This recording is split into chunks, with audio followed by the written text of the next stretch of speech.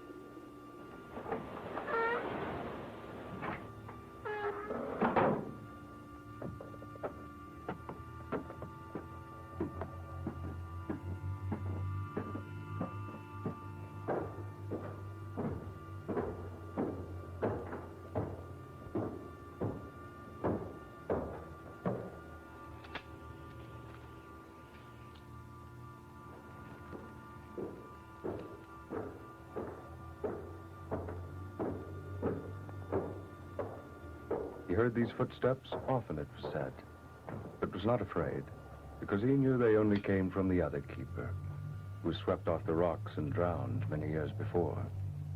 They kept him company. In times before the present century, many of Nova Scotia's people were isolated in small settlements along the coast. Storytelling was everybody's pastime in the evening. It became very quiet at night. In one lonely house, a sailor's wife, a cousin of hers, and her 2 boys were turning in one night, while the man of the house was away at sea.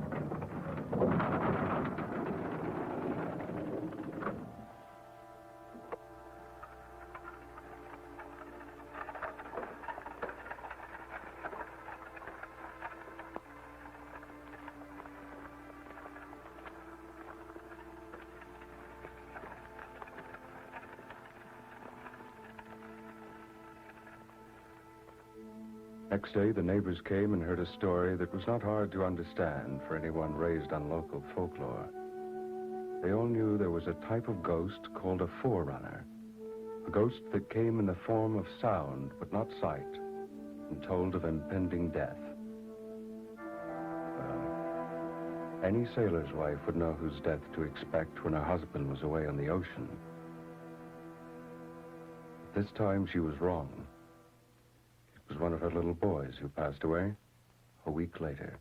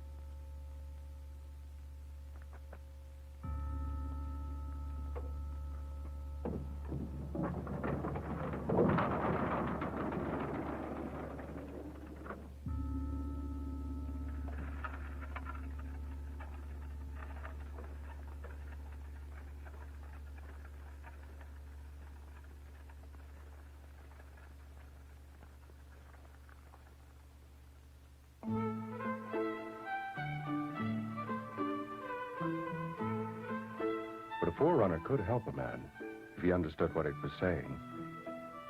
On one of Nova Scotia's sailing vessels, there was a sailor who owed his life to a forerunner.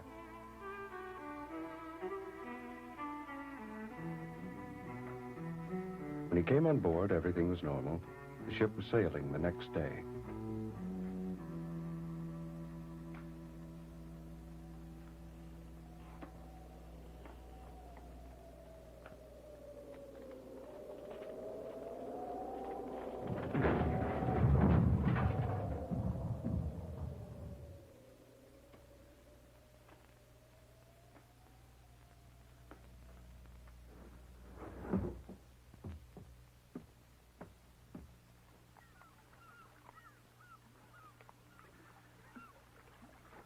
There was no question in his mind about what he had heard.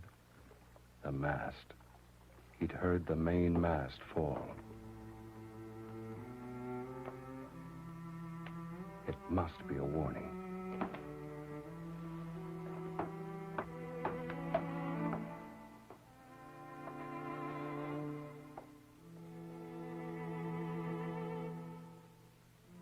A few days later came the news.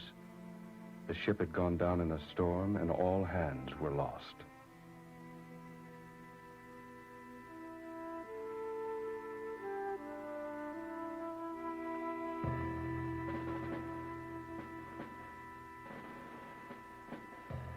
There are many different forms a ghost can take.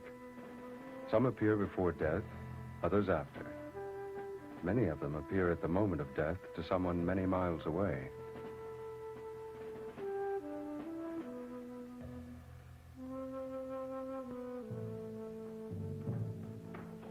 And some of them are said to repeat over and over in the same place an event which must have happened there long ago. And yet a scene like this may have to wait for centuries before being witnessed by someone with a gift for seeing such things.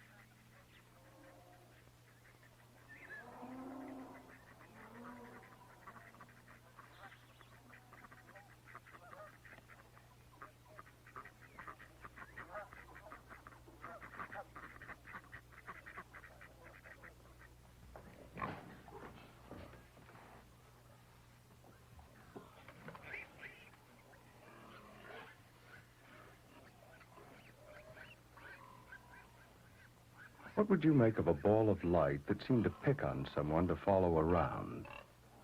No one seemed to know. Like most ghosts, it seemed to be trying to say something, but no one ever got the message.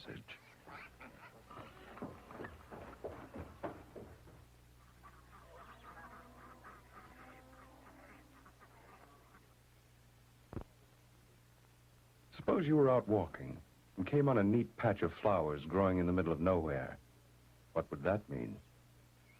Well, if you'd been raised the right way, you'd know. The fellow it happened to knew what it meant. Buried treasure. No doubt about it. There was buried treasure under those flowers.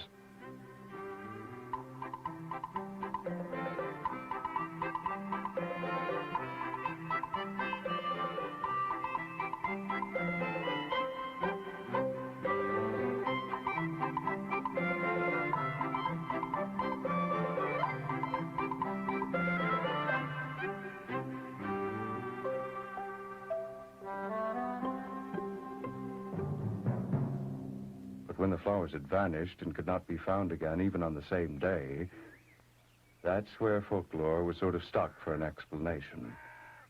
I mean, it had to be treasure. What else could it be?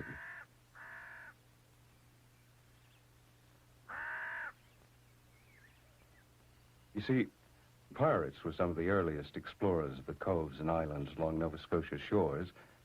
And later, after people had settled, some families would get rich suddenly. So there was good reason for everyone to be conscious of treasure.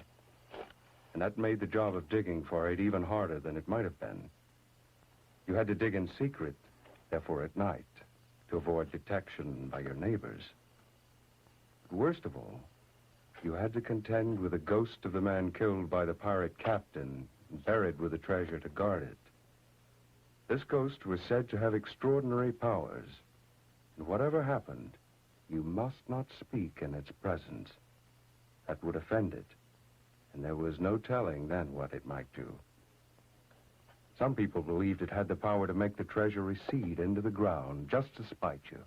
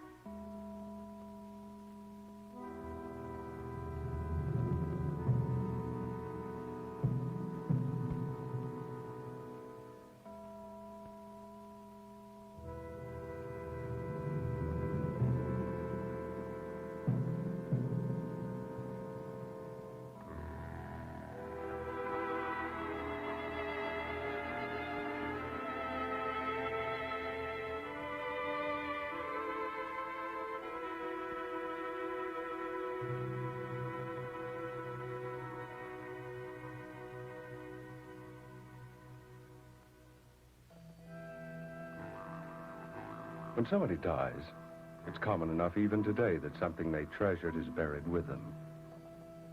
There used to be some strong beliefs to go with that. Leave 'em lay was the rule, and any man who broke it did it with bad feelings in his heart.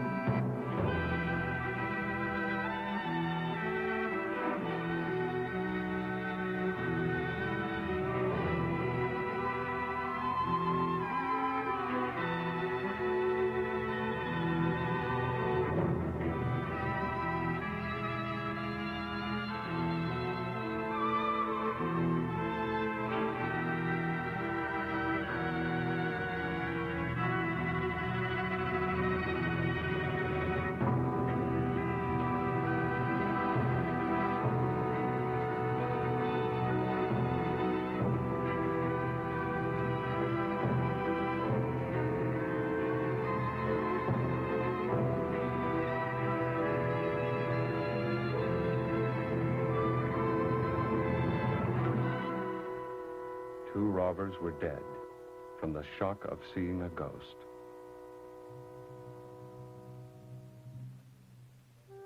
And yet the lady, buried only for a few hours, did not behave like a ghost. She went home.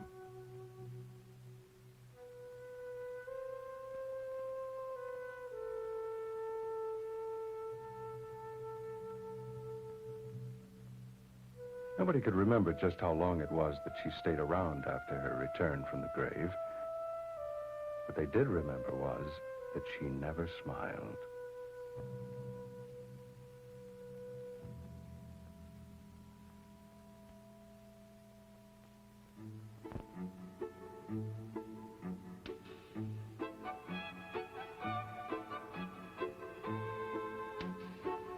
Like all God-fearing people, most Nova Scotians observed the Sabbath the way they should.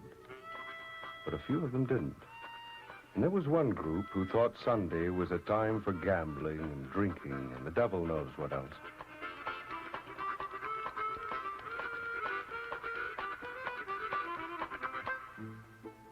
So many stories known to so many people and so much talk about them. A ghost would always be a ghost to a true believer, even if he didn't pay too much heed to the Lord.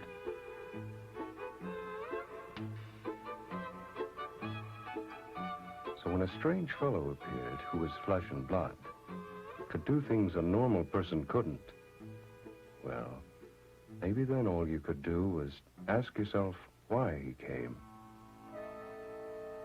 The reason might have come from you.